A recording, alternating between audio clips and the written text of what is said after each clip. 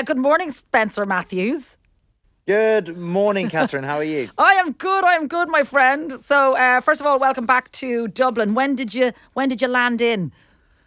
We got in last night and absolutely love Dublin. Always so well received, and really looking forward to tonight. Actually. Yeah. So this is the CleanCo bar crawl. Tell us about CleanCo and where did the inspiration for your business come from?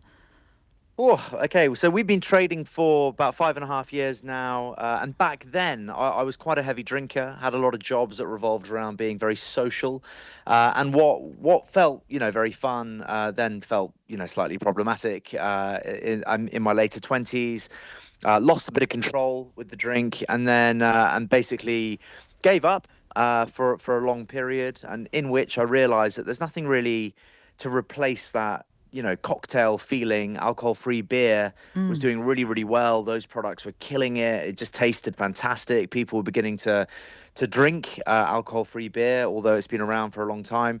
But there was nothing doing the trick for kind of gin, whiskey, rum, vodka, spirits. So set out to create CleanCo, which now I'm very proud to say is the leading independent brand in alcohol-free spirits globally. And That is and amazing, Spencer. Jeez. we're very proud, and we love what we do. And over the years, we've developed multi-award-winning products that basically are gin, whiskey, rum, tequila, vodka, but with absolutely no alcohol. So that when you mix a cocktail, call it a gin and tonic, a clean gin and tonic will taste, look, feel like a gin and tonic. So it allows people to be included in nights out and social settings when they're making better decisions around alcohol. And by the way, I'm not anti-alcohol. I do drink from time to time. I've just found that my life has become a lot fuller and much better since having an improved and better relationship with alcohol. So these cocktails allow me and others to have a full social experience without feeling like you're Like you're sacrificing. sacrificing, exactly. Yeah. And I know, I mean, that you've just become so synonymous now with health and fitness. Same with Vogue, your wife, Vogue, who, of course, is from Hoth and we all know and love. And I mean, how have you found the transition, I suppose? Because you're not a fella who does things by halves. I mentioned that you're running ultra marathons in the Amazon. You've run solidly for 24 hours. You've done 30 marathons in 30 days. So would you say you're an all or nothing sort of person? I'd say that's a fair enough assessment. Yeah, I think for me it's always nice to have goals. If I for my triggers, if you want to use a modern word, for drinking were kind of boredom. My drinking got bad when I was a television star in inverted commas. So I'd make a TV series, and then between series there'd be not much on, and I was a very social person, as I'd say. So I just fell into bad habits that way. I find that with big goals and aspirations and fundraising projects for incredible causes helps keep me just online with my mission and my purpose, I suppose. So I've just been. I find it easier to flip from one to the other if I have a clear goal in mind. And I mean, talk about the transformation. There's so much that I want to ask you about your documentary on missing Michael, your brother who tragically lost his life when he was summiting Everest. This is there's so much that you've completely done a 360 with your life. Talk to me about your latest challenge, which I just find it's so fascinating. This is the 7 and 7. Talk to me about that. Yeah, so the 30 marathons in 30 days last year was a world record. We raised 624,000 for charity, for kids mostly who need help across a number of different causes. This year we want to do a similar thing. So I'm aiming to become the second person to achieve an Ironman distance triathlon, one in each continent. The current world record is just under 4 years. We're going to aim to do it in just under 4 weeks. 23 days would be the fastest we could possibly do it. Well, that seems like And whatever about any other world record. That one seems beatable, just in yeah, terms no, of time. exactly. No, I think we'll probably be okay in terms of time. And the gentleman who did it in the 4 years probably wasn't racing it in the way that we're going to try and race it. But Yeah, yeah. I think it'll add to the fun of it, trying to complete it as quickly as possible.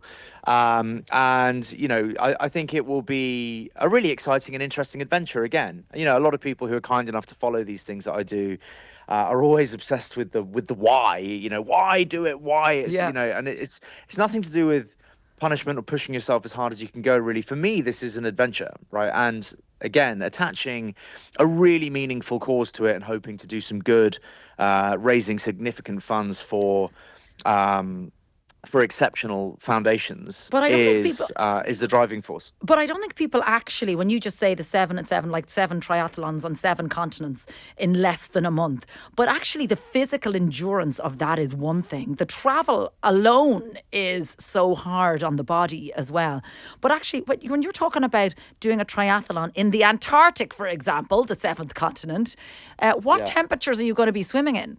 And what's the distance? As I understand, well, all of these triathlons are exactly the same distance as Ironman, full Ironman. So it's 3.8 kilometer swim, 180k on the bike, and then a full marathon, 42.2 kilometer run. They'll take between 12 and 14 hours depending on fatigue. I might get a couple done faster than that, but we'll have to see. I've never done an Ironman before, by the way, so this is Have all. you not? No, I've not. I'm not a triathlete, really. So this for me is a whole new kind of test, and that's what I like about it. I think if I stick in my lane and stick to running and running across continents or countries or whatever, I kind of, it's not been there, done that, but I have done that before. So I'm looking for a new challenge and some new skill to develop, and I want this to be difficult. I enjoy the challenge. I think when you really prepare for stuff and you go in knowing you can achieve it, it's a different kind of satisfaction to there being some question marks surrounding certain areas of it. To come back to Antarctica, the water's freezing. It's 0 degrees. I know that sounds odd because water freezes at 0, so you would assume it would be ice at that level, but there's so much current, so much movement in the water that it actually can't freeze.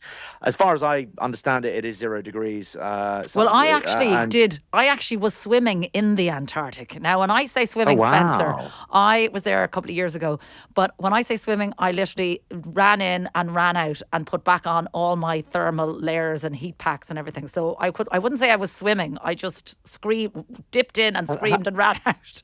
And how was it? It was amazing. I can't remember what. It was just fucking cold. I can't remember how cold it was, but but it was cold. Not enough for me to be able to do what's the distance?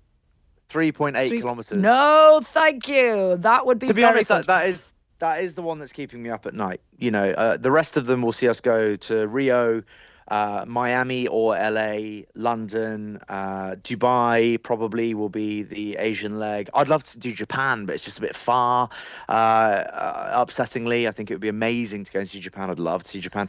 Then we're down into Perth, Australia, then Cape Town in Africa, and then South Africa. Sorry, then Antarctica. But yeah, the Antarctica one, without sounding morbid, is obviously the very dangerous one, where things can go sideways pretty easily. So need to keep a firm grip on that.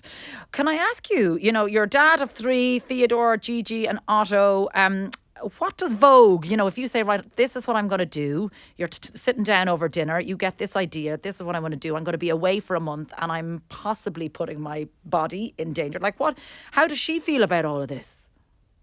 I think after the success of the 30 and 30 and when she saw how serious we were and how prepared we were and how great the team was, I think she knows that we're not going to take any, unnecessary risk as such. I'll surround myself with good people, and in many cases the same people, by the way, as the desert, and we will not accept any degree of risk that is potentially life-threatening. Obviously, some of this stuff could be life-threatening if you weren't looked after well, but this isn't Everest death zone or 8,000 meters plus or somewhere where things take a turn, and it's complicated to help. If my health takes a turn or something happens to me, I will You will be be there. surrounded by people. Yeah. Also, I'm I'll be near a hospital everywhere, apart from Antarctica. So I think it's fine. Vogue's going to join us in Rio anyway. So she's going to come to the first one.